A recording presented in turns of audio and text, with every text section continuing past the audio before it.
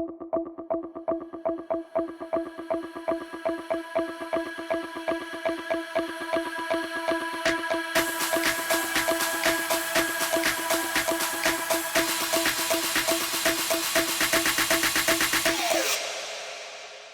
आज हम पढ़ेंगे महाभारत की एक सांझ।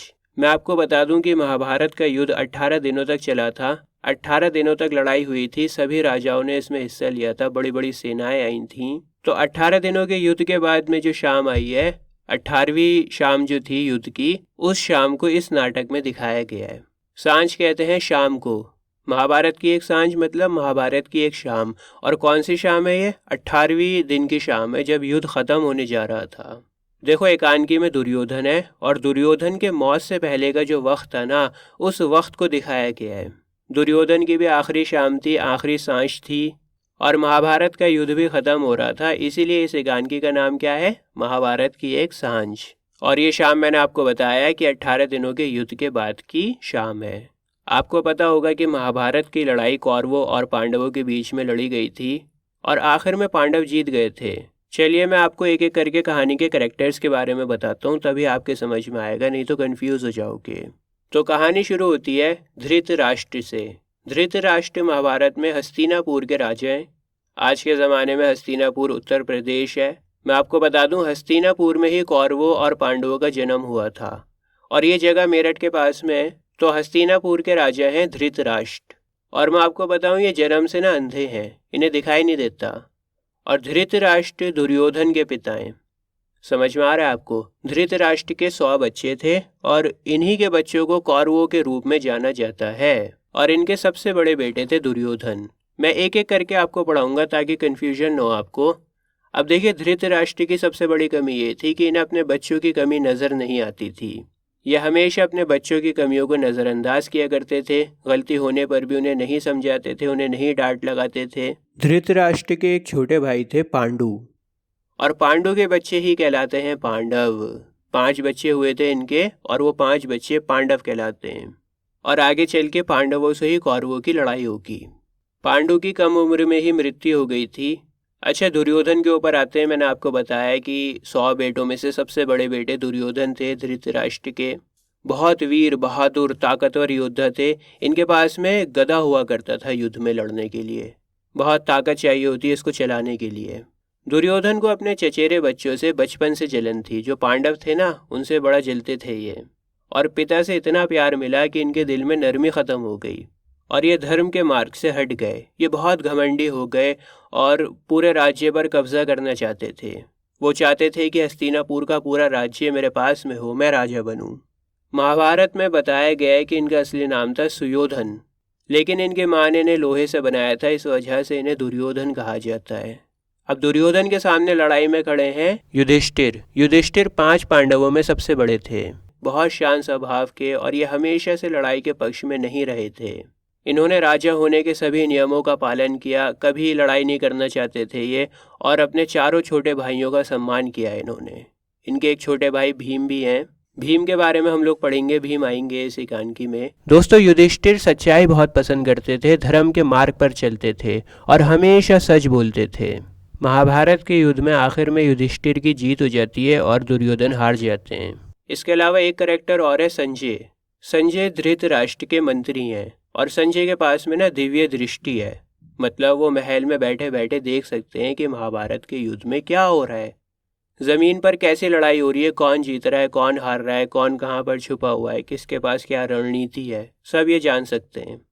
अब देखो, मैंने आपको बताया कि धृतराष्ट्र देख नहीं सकते हैं, ठीक है? तो संजय महल में बैठे हुए उन्हें बता रहे हैं लड़ाई के बारे में। उनके पास में दिव्य दृष्टि थी, जिसकी वजह से वो महल में बैठे बैठे देख सकते थे कि मैदान जंग में क्या हो रहा है। संजय हमेशा धृतराष्ट्र को सच्ची और सही सलाह देते थे। मंत्री थे ना धृतराष्ट्र के, उनका काम ही ये था कि वो सलाह दें। तो चलिए हम लोग नाटक को शुरू करते हैं। बाकी की बातें मैं आपको नाटक सुनाते हुए समझाऊंगा। तो कहानी की शुरुआत में संजय और धृतराष्ट्र आपस में बातें कर रहे हैं। धृतराष्ट्र और संजय अपने महल में बैठे हुए हैं। धृतराष्ट्र ठंडी सांसें भर के कहते हैं,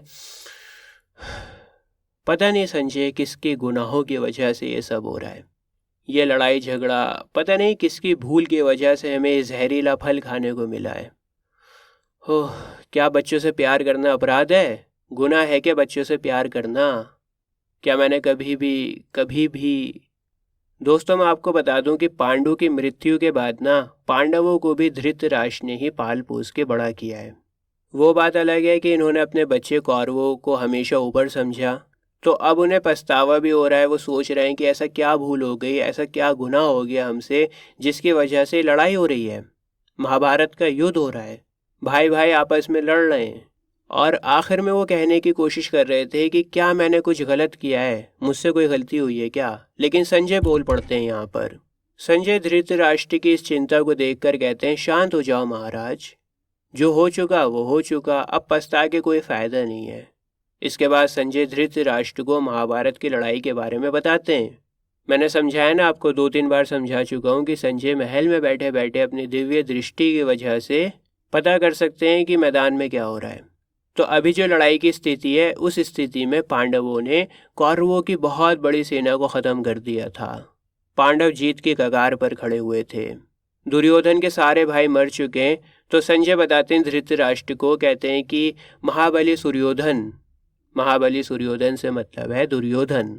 संजय कहते हैं कि महाबली सूर्योधन ने आत्मरक्षा के लिए, सेल्फ डिफेंस के लिए वे द्वय जंगल में भागे और झील में जाके छुप गए।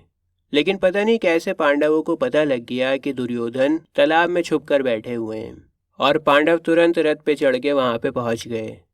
ठीक है, समझ में आ रहा है आपको? संजय बता रहे हैं कि दुर्योधन ने जब देखा कि उनके सारे भाई मर गए हैं, पूरी फौज खत्म हो गई है, वो हारने की कगार पर है, तो अपने आप को बचाने के लिए वो जंगल में एक तालाब में जाके छुप गए। लेकिन पांडवों को इस बात का पता लग गया, न जाने कैसे, और पांडव वहां पर पहुंच गए, उस जंगल में पहुंच गए।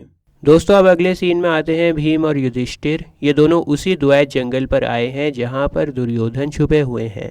मैंने आपको बताया था ना कि भीम युधिष्ठिर के छोटे भाई हैं। तो भीम कहते हैं युधिष्ठिर से, महाराज ये वही द्वैत जंगल की झील है। शिकारियों ने हमें बताया था कि उन्होंने दुर्योधन को इसी झील में छुपते हुए देखा था।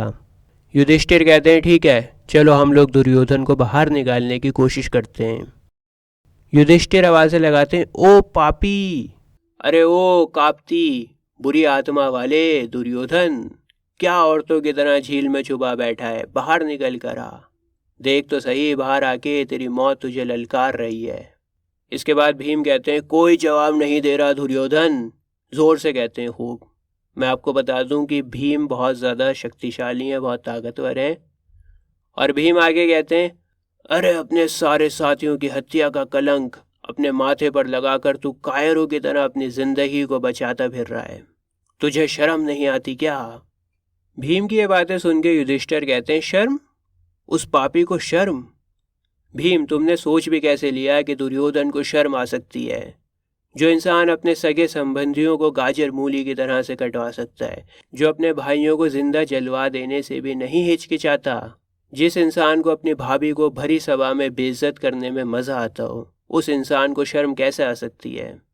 दोस्तों मैं आपको बता दूं कि दुर्योधन ना अपने चचेरे भाई पांडवों से शुरू से बहुत ज़्यादा नफरत करता था, और एक बार उसने क्या करा, पांडवों को जिंदा जलवाने तक की कोशिश की थी, और अपनी भाभी द्रौपदी की भी इसने बेइज्जती करी थी सबके सामने। जैसे जैसे कहानी आगे चलेगी मैं आपको बताऊंगा। तो युधिष्ठिर भीम से कहते हैं कि शर्म की बात मत करो, ये तो बहुत पापी इंसान है, बहुत गुनाह किया है इसने, इसको शर्म नहीं आती पापी को। दोस्तों दुर्योधन दूर पानी में बैठा हुआ सब कुछ सुन रहा होता है, और अपने आप से कहता है, हंस लो दुष्टो, जितना मन कर रहा है उतना हंस लो, लेकिन ये मत भूलना कि मैं अभी जिंदा हूँ, मेरे कंधों में ताकत अभी ख़त्म नहीं हुई है। मतलब कहना चाह रहा है कि जब तक मैं जिंदा हूँ तब तक लड़ाई ख़त्म नहीं हुई है। दूर तालाब में बैठा हुआ कह रहा है अपने आप से। युधिष्ठिर जोर से कहते हैं, अरे नीच, अब भी तेरा घमंड नहीं टूटा? अगर ताकत है तुझमें तो आना बाहर, हमें हरा दे और हरा के राज्य को प्राप्त कर ले, बन जा राजा। क्या छुप के बैठा हुआ अपनी तारीफें कर रहा है? तू क्या समझता है कि हम तेरी खाली बातों से डर जाएंगे? दोस्तों ये पहला पार्ट है महाभारत की सांझ का। अगर आपको आगे के पार्ट्स देखने हैं तो अभी आपकी स्क्रीन के ऊपर एक प्लेलिस्ट आ रही होगी, इस प्लेलिस्ट पर क्लिक करके आप देख सकते हैं। मिलता हूँ आपसे किसी और वीडियो में। जय हिंद।